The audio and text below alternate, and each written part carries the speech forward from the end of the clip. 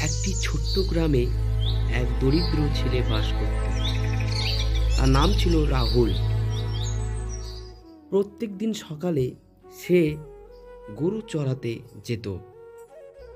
তার গরুটি সে বেঁধে দিয়ে তার ফসল দেখতে যেত। সে তার ফসল দেখে আনন্দে নাচতে শুরু করলো। রাহুল একদিন তার স্কুলে গেল এবং তার মাস্টারমশাই তাকে শিক্ষা সম্পর্কিত বুঝালেন। তারপর রাহুল তার চিন্তার পরিবর্তন করল এবং সে বই কিনে বই পড়া শুরু করলো। তারপরে হঠাৎ কয়েক বছর পর সে তার কলেজ পাশ করে গ্রামে ফিরে আসলো এবং সে সেই আনন্দে নাচতে শুরু করলো।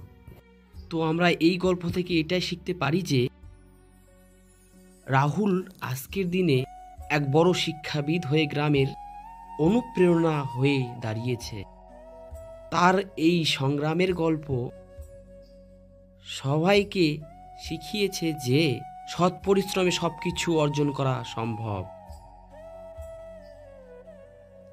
আমাদের গল্প আপনাদের কেমন লাগলো অবশ্যই কমেন্টে জানাবেন। সাবস্ক্রাইব, লাইক ও শেয়ার করতে ভুলবেন না।